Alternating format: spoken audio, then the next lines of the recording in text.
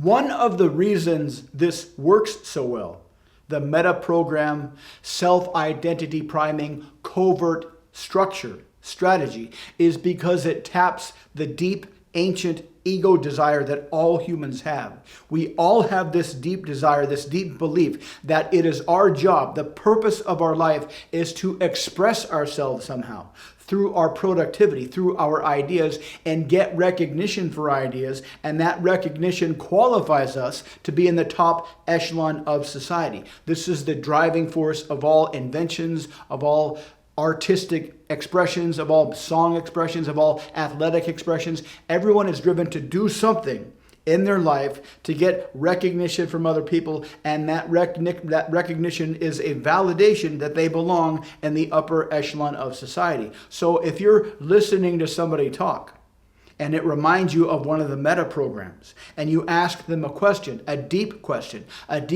about their personality, not a surface level question like, do you like pizza or hamburgers? It's a deep question. Are you more like this or are you more like this? And this gives them the space, the freedom to define their own identity in a way that makes them feel absolutely the best possible way they can, that qualifies them to be in the top echelon of society. And the structure is very, very simple. You notice something about them.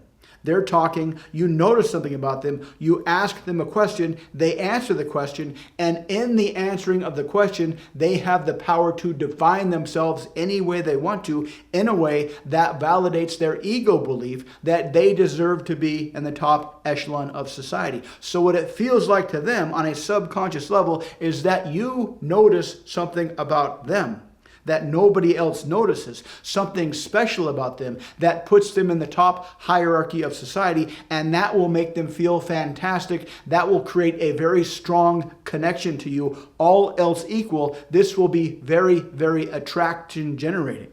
And you can do this for any possible reason. This is not something you do on the path to persuading them or seducing something, not necessarily. This is just something to do that will create a very strong baseline level upon which to build any relationship. So how do you use this? When do you use this? You can use this anytime you talk to anybody.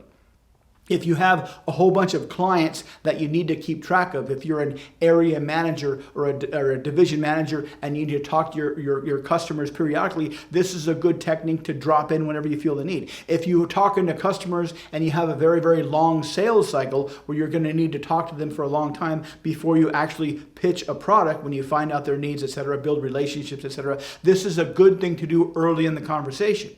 If you're doing this with people you meet socially, it's a great way to set the baseline for a romantic relationship. Or if you're at a networking meeting and you meet somebody and you want them to be in your network and you want them to feel fantastic things about you, you can drop in this technique. You can even do this with strangers that you'll never see again, just to prove to yourself that you have the power to make people feel fantastic because of you.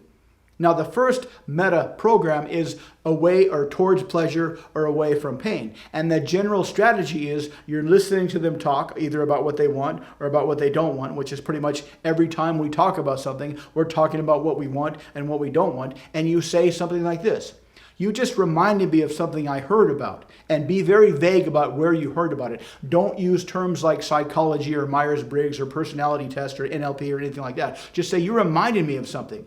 I heard that we either go towards things we want or we go away from things we don't want. In my experience, sometimes I go after the things I want, but then I forget about these things and they become a problem. I have to deal with them. But sometimes I'm so focused about getting away from the things I don't want, I move away from them enough that I lose my motivation, and it kind of messes me up. What's it like for you when context of going towards what you want and what you don't want? And just listen to what they say. Give them the freedom to explain themselves. And so when you use this meta program question with regards to towards pleasure or away from pain, do some thinking so you can give your own example of when you do this, and the kind of problems that come with that. That will let them feel safe because you're going first. You're giving them kind of a template, a conversational template to operate on within which they can explain their own self, and that will give them the wherewithal, the freedom, the freedom of their brain to express their identity in the best way possible.